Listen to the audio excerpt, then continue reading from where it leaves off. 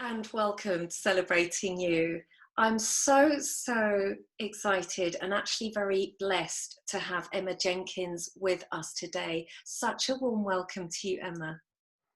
Thank you. Thank you so much. It's great to be doing this today. I'm really excited. Wow, I'm so excited. So tell me what you do and how come you got to be doing what you're doing. Okay, so I'm a workplace and employment mediator, and I started doing that back in 2016. Before that, I did a law degree, and I loved my law degree. I really enjoyed it, and I realised that actually the area of law was definitely something that I wanted to kind of stay within. But what I also realised was that I didn't really want to go on to be a solicitor or barrister. So I managed to kind of get through to the LPC, which is the next course to become a solicitor, but I turned all of those down and decided to go and get some experience working in a field of law. And I managed to get a job at the local Employment Tribunal. And again, that was a great experience. I really loved it. I had some great co-workers there, and I really enjoyed being in the hearings and seeing all the bits that were going on. But also what I had a lot of experience of was hearing people on the phone, both on the employer's side and the employee's side, who were really stressed and anxious about the tribunal proceedings, about the length of time it can take. And sometimes it felt like even if people won, there was still some question marks hanging over things they wish they had been able to ask the other person or talk about, get off their chest. And so the idea of mediation that I heard about during my law degree kind of grew with interest while I was working at the tribunal. And then I had both of my girls while I was working at the tribunal, and decided while I was off work with my second child that actually that's the ideal time to go and get trained. So I spoke to someone about different courses and which one would be good. And so I then went and got trained and qualified as a workplace and employment mediator. So from then on, I kind of expanded the different services that I provide, but that's my core love, really.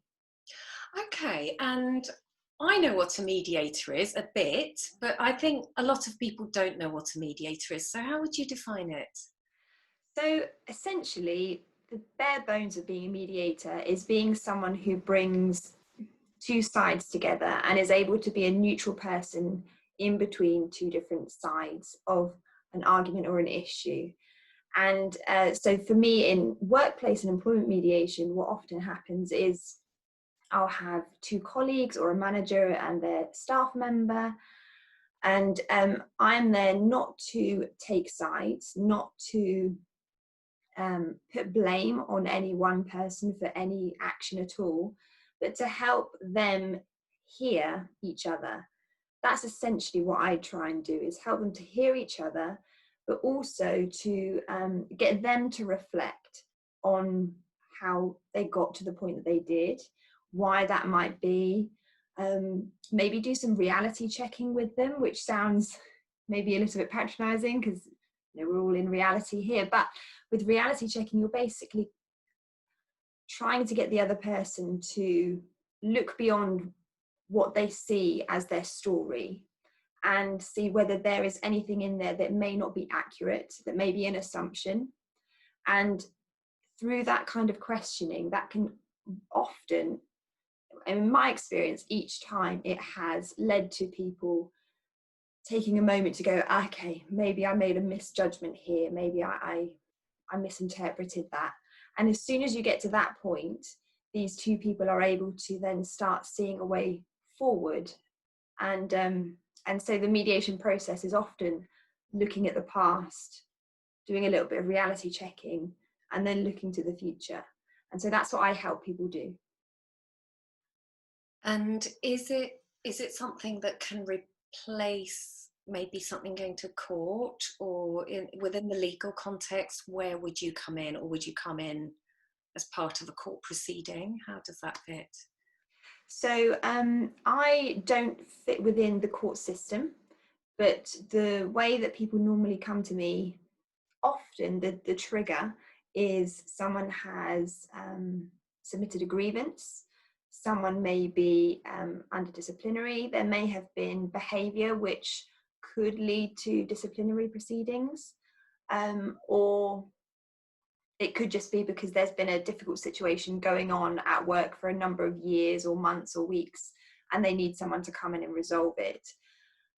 But when people start mediation, it doesn't have any impact on their legal rights. So if you were to start mediation, we did the day of mediation, you get to a settlement, and then at some point it still doesn't sit right with you, and you would still like to carry on with your grievance, you'd still like to make a claim at the tribunal or any of those things, it doesn't impact that at all.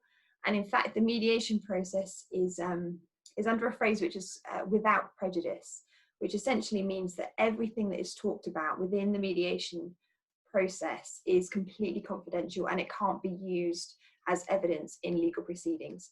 So it's it often comes into play during some kind of HR process or legal process, but it doesn't impact that process being able to carry on afterwards if it needed to. But hopefully it doesn't. But if it needed to, it wouldn't have an impact on that. And in your experience, is it something that can even prevent a legal proceeding or something getting very far or very expensive? Yes, definitely. I think with mediation, even if at the end of the day, if they come to a point of agreement on how to kind of improve the situation, or even if they don't actually, because you've had that time to understand the other person a lot more, that time of getting clarity and of understanding the deeper issues, that often leads to people not wanting to take things further because they understand a little bit more about why someone did what they did, even if they still don't agree with it, even if they're still not completely happy with how things happened. Having that perspective of, okay, maybe they didn't intend to hurt my feelings, maybe they didn't intend to trick me. You know, this is often what is going through people's minds when they first come to a mediation session, is that lack of trust that has happened, that broken trust. And it's often the broken trust which leads to people wanting to go down the legal route because they've lost trust in being able to resolve things amicably in any other way. So they want the courts to kind of take control. But in mediation, you kind of take that control back and you're able to understand what's going on. And so people are less likely to want to take things forward afterwards, even if they don't come to the point of settlement. But that is quite rare. I think for most mediators, the average of people coming to a point of settlement is something like 70, 80% is settled. I've got quite a good record as well, so it's a bit higher than that.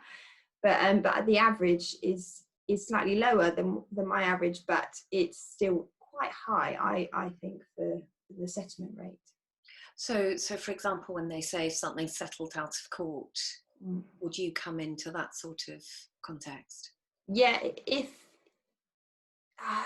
so often when they talk about settled out of court, that's often when they've begun court proceedings, and they would normally settle through ACAS, who are attached to kind of the tribunal service. They're separate too, but attached. They perform that function of settling within the court process. So I wouldn't normally come into play there within workplace and employment mediation. Often, because I also do small business mediation, if there's like a small claims case that may be going on and they want to then go to a mediator, they could do that with me. But with the workplace and employment mediation, normally that would be through ACAS. Yeah, that's great. I was going to ask you what other situations you may mediate in. So you've mentioned HR and small business settlements and stuff. Is there anything else that you would do or you'd be able to help people with? So workplace and employment is the area that I started off with. I loved employment law during my law degree. I then went on to work at the Employment Tribunal. So that's the area that I kind of know a lot about. So with that type of mediation, that can be grievances that have been put forward, that can be disciplinary, that could be clashes between personalities within a team. It could be because someone's put in a claim about bullying and harassment or discrimination. So that it can fall under any of those. Oh, and also return to work transitions. It's one of those that people don't think about because it doesn't feel like an argument necessarily. But actually those are really helpful situations for mediation to come into play, because it can be a really emotive time. If someone has been off work for a long period of time, whether that's for a physical condition or whether it's for mental health conditions, whatever the banner, it can be quite sensitive for people to figure out how to kind of come back to work. Some people don't want to come back to work yet, but they're still on their place. And it's really tricky to kind of figure that out. So mediation works well for that. And then with small business mediation, that could be because you can still kind of use the employment area, but with small business mediation, it's normally a few hours, whereas workplace and employment mediation is normally the period of a day. So with small business mediation, you could still deal with internal disputes with all of the same issues that I've just mentioned, but it would probably take less time. And then it would also cover small claims going on maybe between the business owner and a supplier or a client. So those are the two main areas that I focus on. Technically, anyone can mediate anything. So I could still do community mediation where neighbours are arguing between themselves, but that's something that people are less likely to want to pay for. So unless I came under the local authority to be able to do that, then it's unlikely that people would come to me. But I'd be happy to do so. So in an ideal world, yes, we wouldn't need people like you. No, it would be lovely if you didn't need me. Yeah, lovely there you are. But are there any tips or tricks, or not tricks, I don't think that word respects actually the work. Are there tools and are there learnings that somebody in your position, of your experience, can give everyday people so that there may be less conflict, for example? Yeah. And that's kind of why I started doing one-to-one conflict coaching. I never thought of going into the area of coaching, but actually during the mediation session, a lot of what you do is like coaching. You use a lot of the same principles, a lot of the same types of questioning, as well as you do when you're a coach. And so I use that in my one-to-one coaching, and I also do communication training for businesses as well, because like you say, I kind of want to make myself redundant. I want to try and help people not need to get to the point where they need someone to step in. I think there may always need to be a point where you need someone neutral, because sometimes you just need a neutral perspective when situations are to the point where people's emotions are so heightened. It's like being in the middle of the storm and then trying to figure out where the wind's coming from.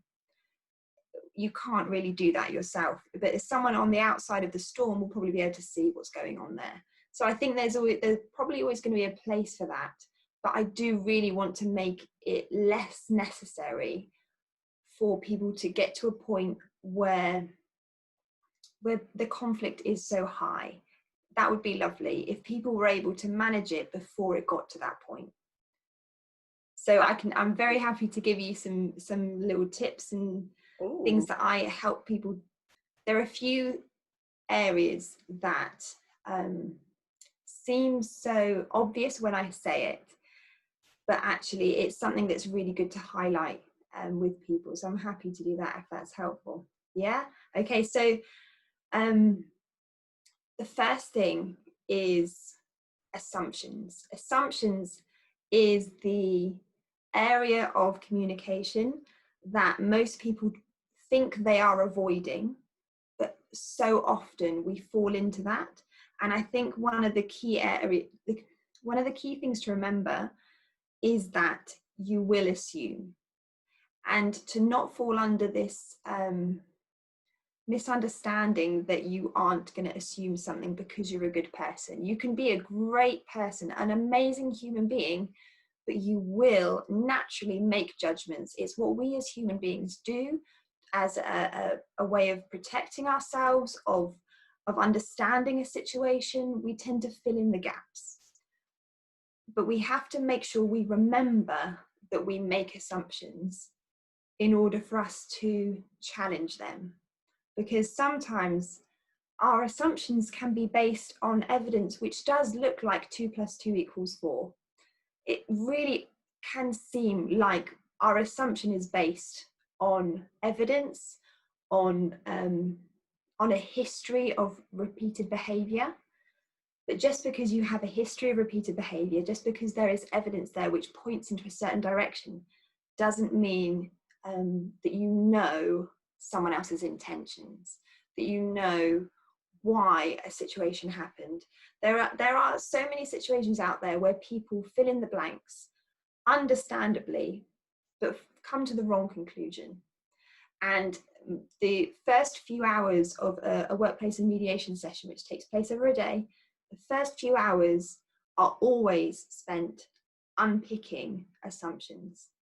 So if you're able to come to a place where you accept and acknowledge that you make assumptions, then that can help you get to the next step, which is being able to challenge them and not just think that just because it looks like I'm correct, that I am correct. And that leads on to the next one of clarifying and checking and asking questions.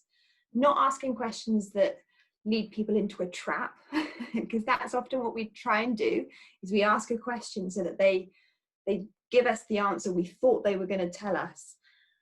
But asking a question that is curious. I've got lots of amazing coaching friends who use that word a lot. These curious questions where you are seeking to really understand, not to trap, not to make them fall into the expectation that you had of them, but to really figure out, was that what you meant? This is what I thought. Was I correct? Those kinds of questions can really just halt conflict before it begins. It really can. Those two main things, assumptions and questions, are the groundwork of preventing conflict. Wow, that's really mind-boggling. That's given me so much food for thought. So the first thing I'd love to pick out from there is that you've normalized it. You've made it okay to make assumptions, because I hear all over the place, judge not, assume not. Assumptions make an ass out of you and out of me. So it's all these things that in popular psychology, popular culture, popular spirituality, I'm told not to do this thing. And I definitely believe I'm that good, kind person that doesn't do that, but actually I do. I do, of course I do, and I agree with you. I think that, and I've forgiven myself for that, in the sense that I allow myself to be human. I think that making judgments and assumptions is part of my survival mechanism, and it's a really important faculty of mind to have, of logic to have. So I love that you've normalized that and you've made that okay, because then from that position, I can just start to, I just saw this image of like a ball of wool that the cat had been at. And it was all tangled up with the kitten hiding inside it and some knitting needles, and just unraveling it. So then I can work back from, okay, I said that, blah, blah, blah. And I can start to work back, and then the perspective piece comes in, because I wanted to ask you to clarify that, but I think that you did, because by asking questions, I can then start to look at it from different perspectives. Yes. And the thing is that if we don't start with thinking that we do make assumptions, when we ask questions, then our mindset will still be in that fixed position of what we thought at the beginning. So it doesn't really, you can't ask questions if you haven't first challenged yourself of whether the foundation that you're coming from the perspective that you're coming from, whether that is accurate or not. If you believe that you are accurate and then you ask questions, then it's likely that you will be asking questions to get the answer that you want, or you won't be really listening to their answer. So, you know, so often I love watching trashy reality shows with all of the arguments that they have. I love it because I'm just looking and watching, and I know the red flags. I go, oh, this is going to start an argument. And so often what you see happening is people are asking these questions and they're not listening to the response that they get from the other person.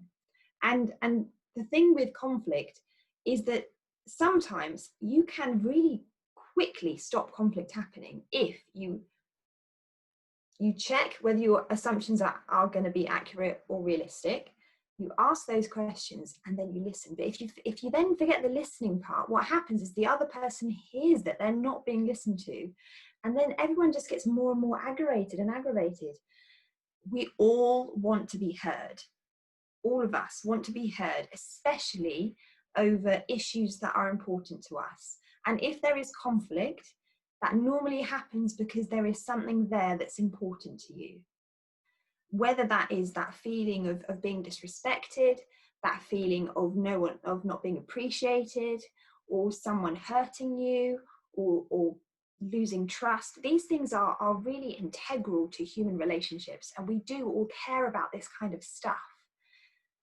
So if we're having an argument and we don't feel listened to, then it just kind of sparks that fury of this is another thing and it just builds on top of what the actual issue was in the first place. Wow, that's really powerful and really deep. And one thing that comes to mind is it'd be really brilliant. You know, when you get a really cult classic film, and you can get on the DVD, remember them, you can choose to listen to the director's commentary. And just go through the whole thing, but with their director's notes. Yeah. It'd be really cool if you did your commentary, your mediation commentary over the trashiest sitcom. Oh, I would love that because I do it in my head. So could you give us an example of communal garden trashy sitcom situation argument and what you would say about it? So more often than not, the trashy arguments tend to happen because they hear someone has said something about them. And this always happens, and this happens in real life as well. This because I think sometimes we start from this position of insecurity. And again, it's helpful to remember that we all have areas of insecurity. So all these people have these insecurities, and then they hear someone has said something about them, and immediately we go to the negative. Immediately we go to, well, that just solidifies what I thought about myself anyway, but how dare anyone else say anything negative about me? And also there's that trust issue. So what happens is they hear someone has spoken about them, then the other person, and this is also another key area in conflict, the other person goes along and supports their friend by unfortunately adding fuel to the fire and saying, well, this is probably why she did that. This is probably why they said this, without knowing at all.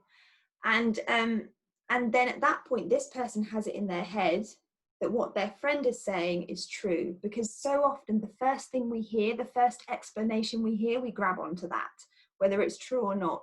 So it's kind of stuck in the back of our heads. So so that happens, they have this view, they go and confront the other person rather than asking a genuine question. They go and confront, so the other person feels offended that they would think they would be that kind of friend. So they get aggravated about that. How dare you think of me that way? So, and again, all of this comes into insecurities. It comes into our identity. You know, so often we view ourselves a certain way. So I try and talk in phrases that don't say I am this, unless it's something that doesn't ever change.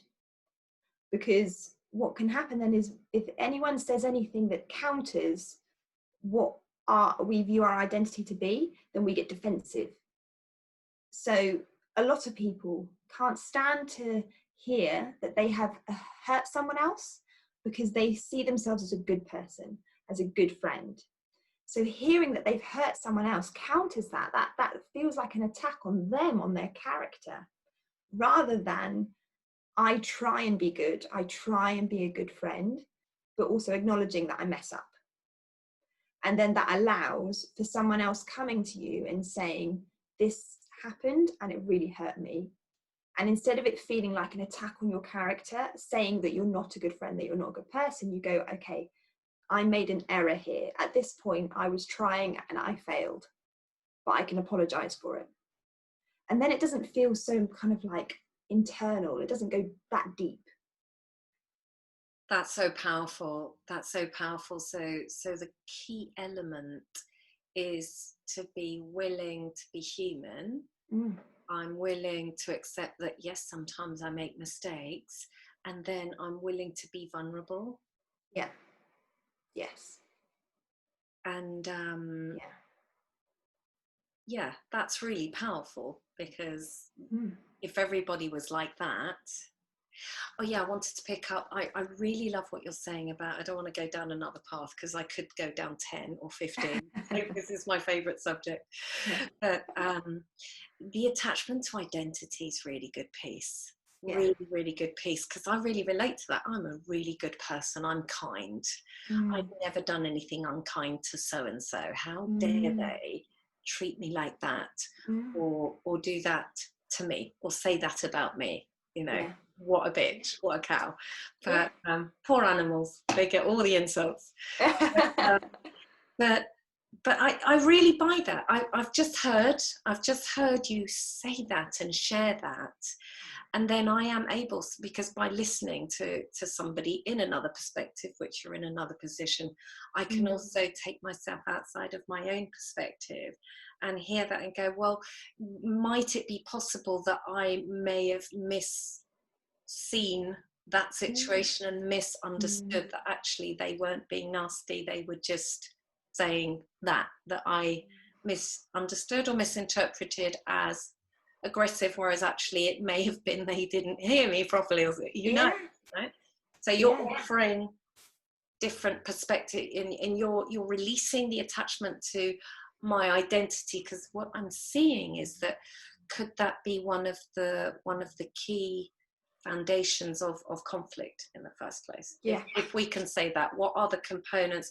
Because to unravel it and understand it, we need to understand what it is. What do you think it is that I mean, there are lots there are lots of different situations that I end up going into as a mediator, and each one is unique and fascinating in its own way. I say fascinating because I'm not involved. It's very stressful and emotional for the people within the situation. But there tend to be some core things that are normally going on there, and that is that to do with identity and to do with how they feel they're being treated. So feeling disrespected, feeling like your work's not being acknowledged. And it can sometimes be the simple things, which at first as adults we often don't like to admit is a problem. But the simple things of not being offered a cup of tea when you're doing the drinks rounds, of not being offered to kind of come out for lunch, of not being part of a conversation even within that office environment, those things are often what leads to the bigger conflict, because it's that feeling of us as children, someone doesn't want to play with me, I'm not accepted, or feeling like you're not good enough. So the areas of conflict where someone is frustrated with being criticized by their boss, of someone maybe getting a disciplinary, they feel it's unfair, that all kind of, whether the facts are true or not, and that's something that I don't go into, whether whether you are a bad employee or any of those kinds of things. That is not what I'm there to do. But often those feelings are of a child going, I'm not being accepted for who I am, I'm not good enough. And so it's what I also recognize in doing this job is that there are lots of employees out there who are trying their best at their job. And it's really difficult when they mess up. It's really difficult to ask questions about a job when they feel like they should already know. And then on the other side of it, for the manager, it's really difficult to manage the emotions of their employees and make sure that they're showing care, but also wanting them to be productive, also wanting them to kind of know when there has been an error and how to fix it.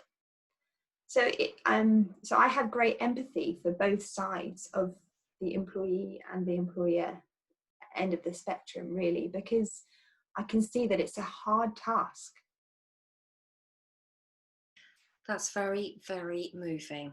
And I really relate to, absolutely, I go straight to them, situations where I've really suffered at work and I've been excluded and I haven't been offered a cup of tea, and it's been made very clear that I'm not in the cool gang, and I wasn't at school either. And it really hurts. Yeah. And it's hard. And you mentioned, you know, being at school, that was a situation you had. So often during a mediation, people will talk about things that happened in their childhood.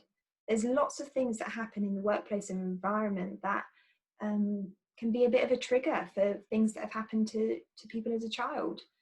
It really can. Or even if it's kind of the polar opposite, if someone was very, very popular at school and then they go to work and they're not in the cool gang, then that can be really hard to take. So those are the kinds of themes that often are going on in a mediation. With conflict happening, often there are certain elements that kind of like red flags that I'll be aware of. So I've got like a book, a small ebook out on Amazon, and it just kind of refreshes, that's probably not the right word, but it just consolidates some of the things that I look for when I'm being introduced to a situation. And I'll be thinking about, has this happened? So I'll be thinking about the history in a relationship. I'll be thinking about any changes that have occurred. So management changing can be really tricky for the culture of an office. It can be very tricky, even if the new manager is great, even if the old manager was also great. That transition can be quite difficult for people to kind of work through.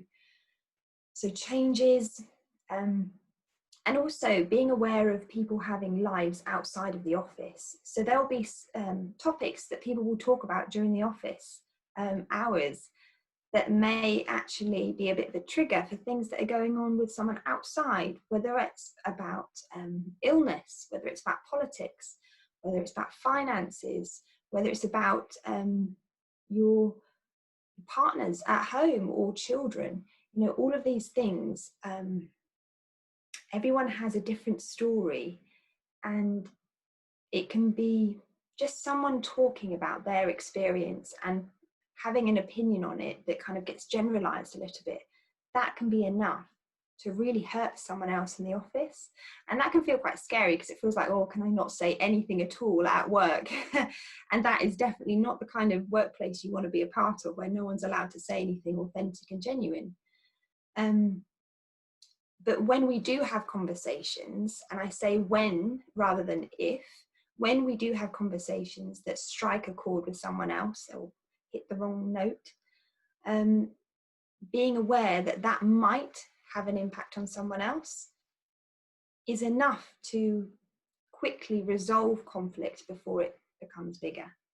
Because you're then just a little bit more aware of what's going on and the dynamics and people's body language when you're talking. Being aware of that is sometimes enough to prevent conflict escalating. Okay, so for example, if I'm at work or I'm talking to a customer, Yeah, and I don't know what I said because I was just being my silly self, for example, and then their face just contorts and starts going at me.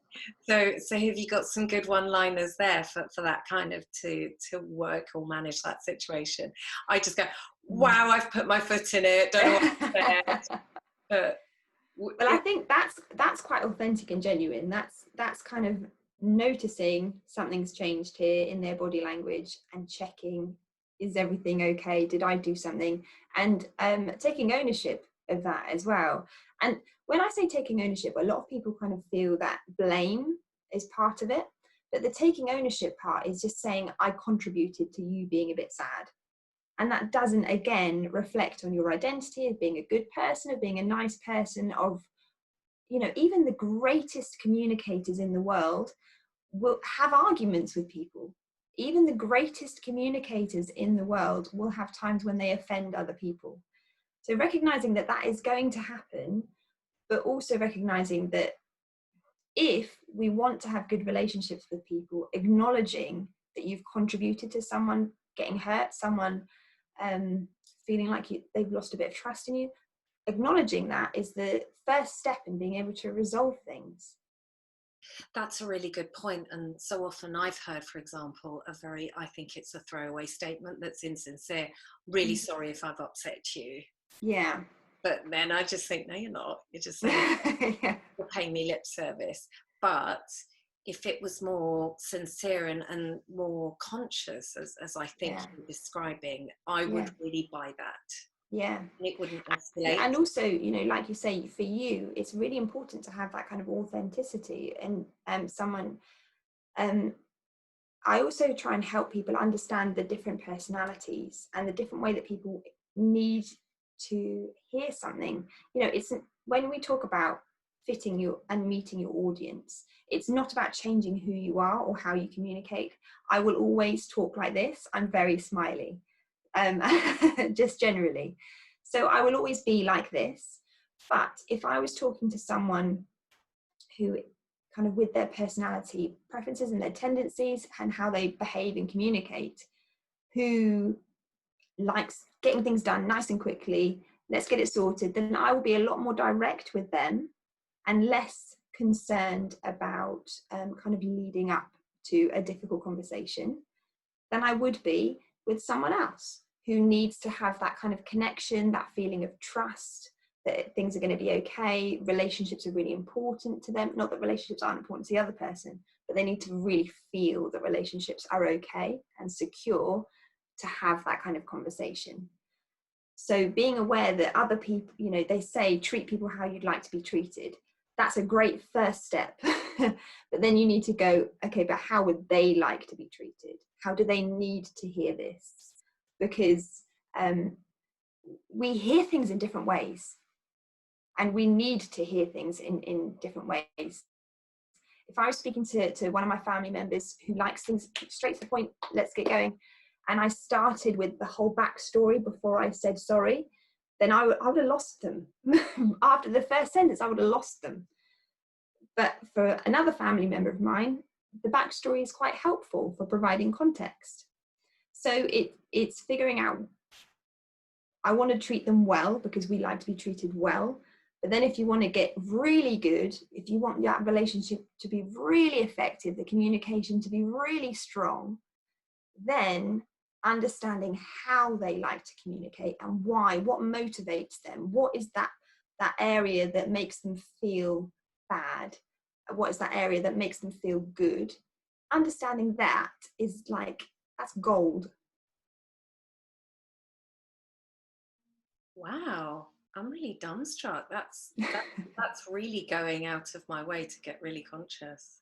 Yeah, and I think this is the thing, is that it can feel quite in depth, because I mean, I like getting this in depth. I like getting to the nitty gritty with relationships. It can feel almost like, oh, I can't even step into this because it's such a big area. There is so much to kind of consider. But once you start understanding, once you start looking out for things and having just a little bit more knowledge about why people behave how they do, then it all becomes a little bit easier to go a little bit deeper. Yeah, so it's that thing of putting myself in the other person's shoes, and I actually love playing this game with my husband, like my most significant other. Yeah. So because my way of seeing the world is maybe quite similar to yours. It's quite big and smiley, which which does well to piss some people off, but Yeah. that's okay. That's just a different preference. But Yeah. if I look at the world through his perspective, also from the male perspective, it's different to my perspective, and I Yes. do think that's fascinating, because I am genuinely curious and interested. Like, wow, how, you know, how is he feeling and seeing this scene? It's like Yeah. a different filter.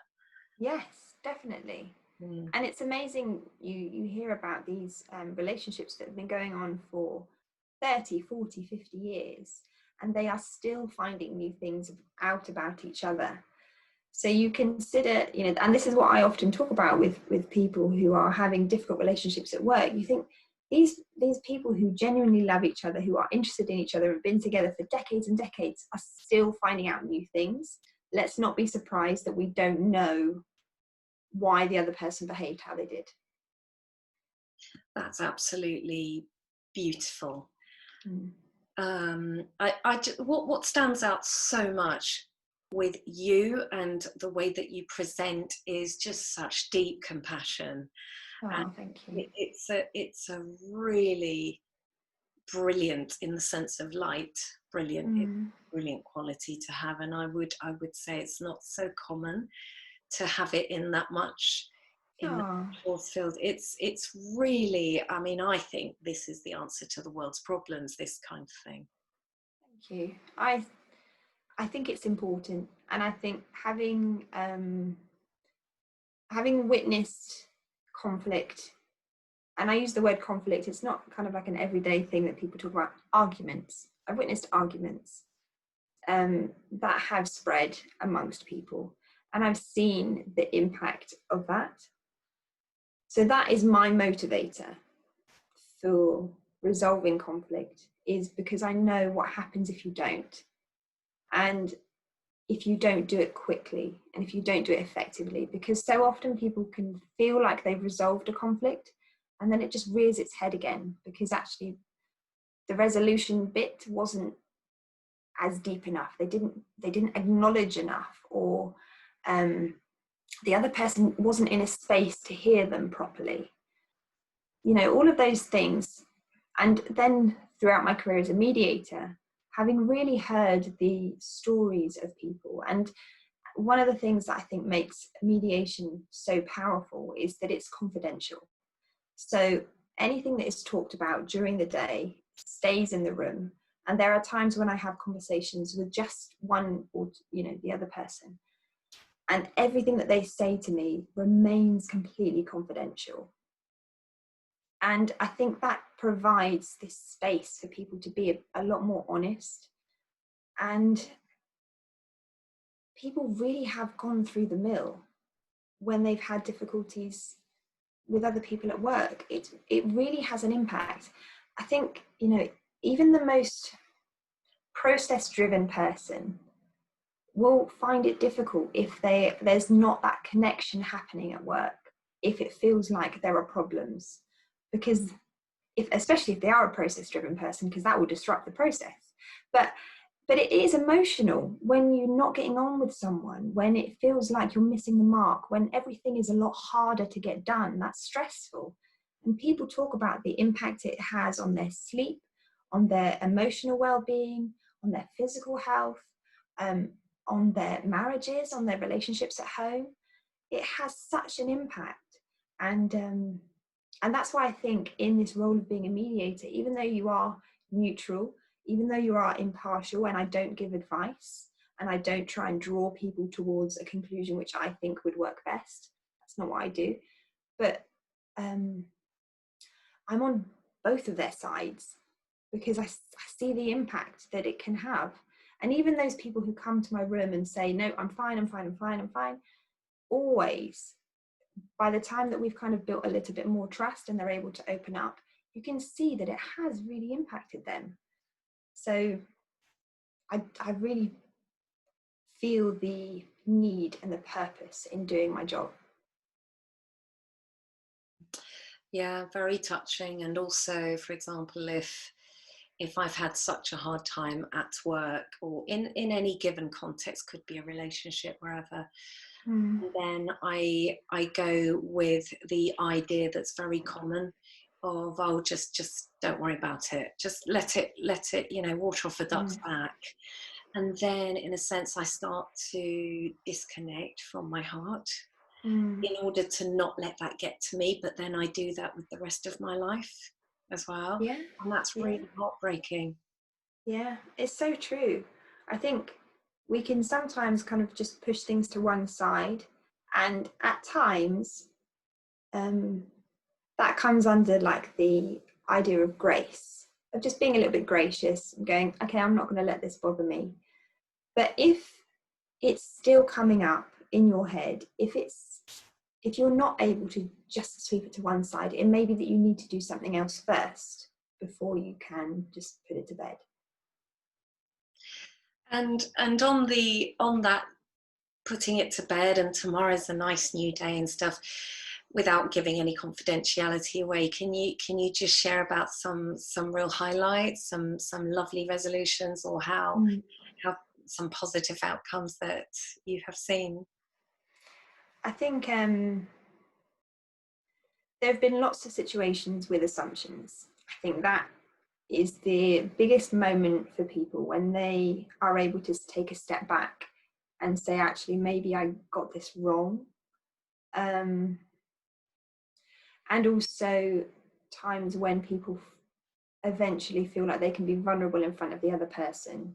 So there have been situations where someone opened up about the impact it had on their marriage, and that really connected with the other person.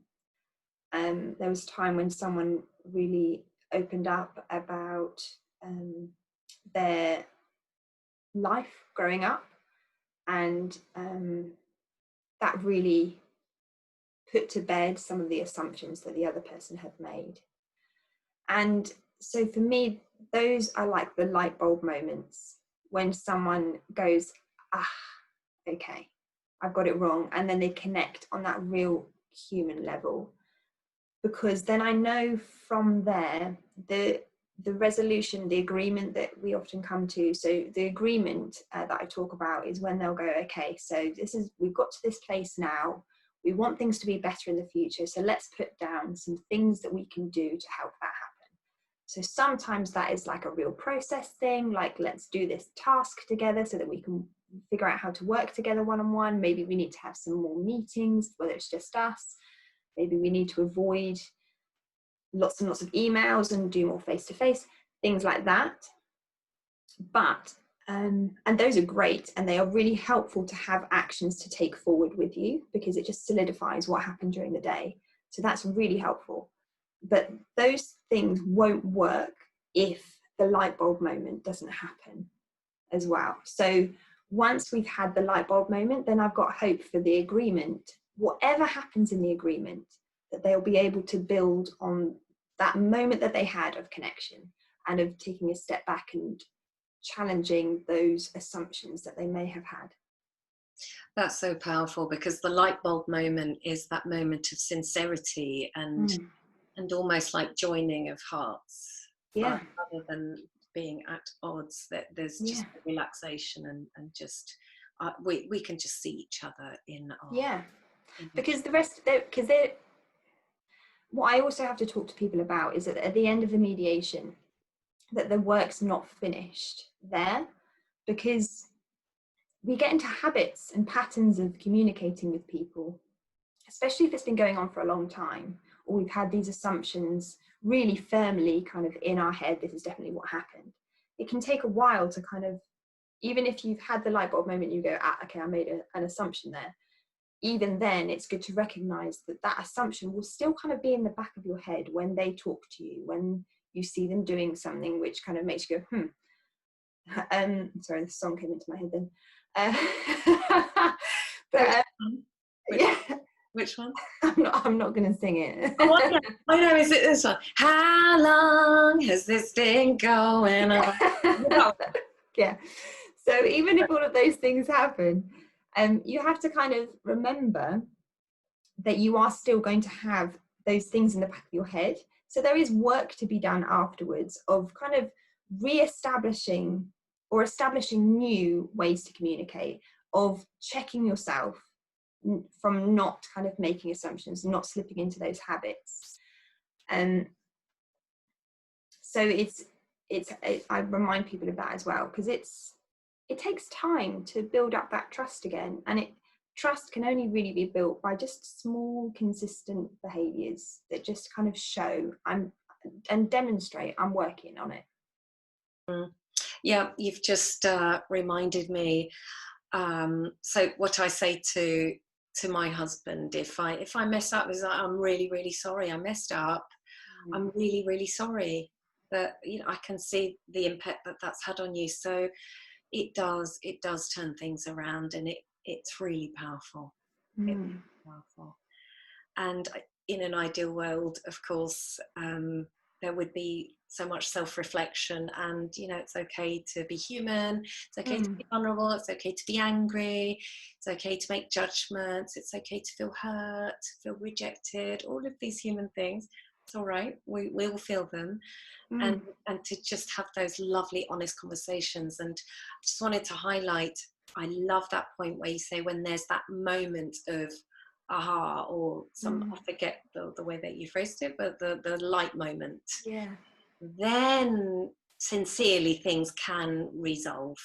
Otherwise it might just feel like, you know, the teacher knocking your two heads together. Yeah. Yeah. I like that sincerity piece, and that the mediation process hasn't just finished when we stop talking. We need to continue that process. So that was a really nice conclusion, wrapping up of that process. I like that. Good. Yeah, and that's why I like it. That's why I like doing what I do. It's when I first heard about doing employment law as an option in my law degree, I thought, oh, that sounds a bit dry. That sounds not really me. And actually, it's so people based. There are so many emotions tied up with people's jobs, and our identities are so tied up in our jobs. So if it feels like we're not doing well at work, if it feels like we're not connecting with people at work, that can really impact how we see ourselves. Wow, so powerful. So powerful how it always comes back to identity and just resourcing that. So is there any hope for the rest of us? We haven't done law, we haven't done a mediation course, which I think I need to do now. But you teach this. Is there any way that we can access your resources? Do you have some sort of course, or a way that everyday people can learn this? Yeah, absolutely. And I think it's one of the reasons why I started doing one-to-one coaching, was because at the end of the mediation process, at the end of the day, I do a catch-up call about 6 weeks later. And at the end of that, what I kept finding was that people didn't want the process to stop. Not the mediation-y bit, but the bit where we kind of really talked through and did some questioning and reality checking and just kind of thinking through stuff. So I then now have started doing one-to-one conflict coaching, and that can be for anyone. I at the time kind of thought about it with managers in mind, people who are very based in kind of having to look after different personalities.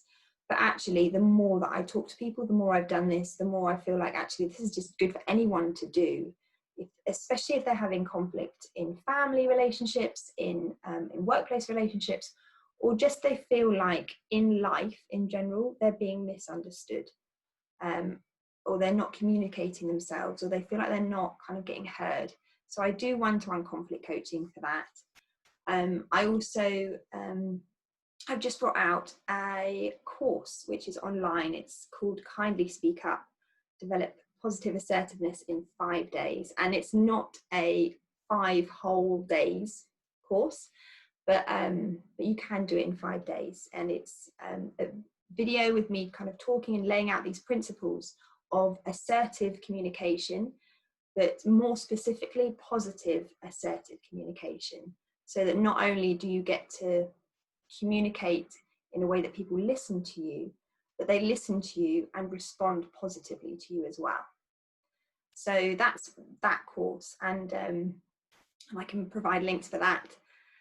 And then linked to that, when I was thinking through doing the course, I thought actually this area of assertive communication is something that's very big, and there's so much that can be done one-to-one, but also in a group setting. So I've now got a Facebook group called Kindly Speak Up Community, and I go on there and I talk about a lot of these topics and some thoughts on assertive communication, but also lots of other areas of communication as well, and how we can just become more effective communicators and develop stronger and healthier relationships with people around us. That's amazing. I'm joining your group now. Thank you. Oh, and I also do DISC, which I love. Oh, DISC is great. Yes. Yeah. So DISC is, people who don't know, it's a personality profiling tool. So I don't like the idea of saying to someone, you are this way and this is how you will always be. But what I love about DISC is it helps you understand what your tendencies are, what your behavioural preferences are with communicating, with what motivates you, what drives you, what you try and avoid. And by knowing that, you can become more self-aware, and it's so quick to do. I did mine in like 7 minutes, I think, when I did my profile. And then I also offer a service where I can help people go through their report that they get back, and it's a really long, detailed report. It's amazing. It's so thorough, and it helps you understand how to communicate with other personalities. And I can help people kind of just really apply it specifically to their relationships, to the experiences that they've gone through, and think kind of how to improve things in the future using that report. Yeah, that's great, because earlier you were addressing the mirroring and matching sort of thing. So according to the personality profile that somebody is presenting, for example, if they're very quick, get to the point, don't waste my time, then you get to the point with them instead of that. So that those pieces really go together. They do. And one of the things I love about DISC as well is that it has, when it does the report, it talks about how you respond during times of stress and change, which I think is really helpful for people, especially right now. There's a lot of change going on, but we all react differently to stress and change, and it can create conflict when we react a certain way and other people don't, and it can feel like we're not doing something right or they're not doing something right. But it's really quite helpful to hear, actually, this is just my natural way, and that's okay, to not be on the go during times of stress, but to just take time. But it's also okay for someone who's motivated in times of stress to just go, and I'm going to get stuff done, and I'm going to be task oriented. But that's okay too.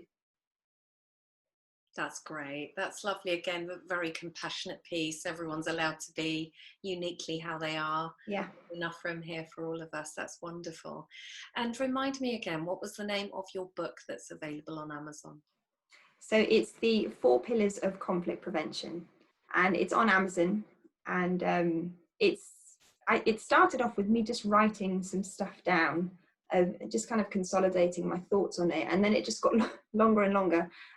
So it's not like a full book length, but it's a nice kind of way. It's like a handbook almost of things that you can watch out for, specifically with workplace relationships, specifically if you're a manager, but it can be used in any sphere of life, because all of those things that happen in relationships at work, change, different personalities, people's hot buttons, all of those kind of things that I talk about there, they will happen in all relationships. Yeah, absolutely. Absolutely. And what is your website for the listeners on podcast? Well, for the listeners, my website is Mosaic Mediation. So it's www.mosaicmediation.co.uk. And the reason I called it Mosaic Mediation is I like the idea of when you're building a piece, a mosaic piece, it's putting all the little bits together to form the big picture. So that's kind of why I loved that name when I was first creating my business. That's absolutely wonderful.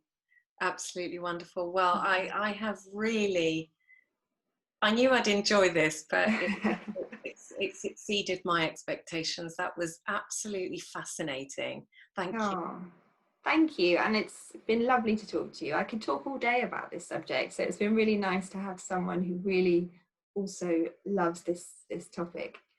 I absolutely love it. I think it's the answer to the world's problems, and I just think anybody watching this will find it helpful, because it's not a niche thing. We all communicate, we all have misunderstandings. We would all love to be a bit happier, more fulfilled, more at peace, more harmonious. So this is a gift today that you have given, and I really think you're a gift as well. Oh, thank you so much. Thank you, Maria. That you do. So thank you. Thank you.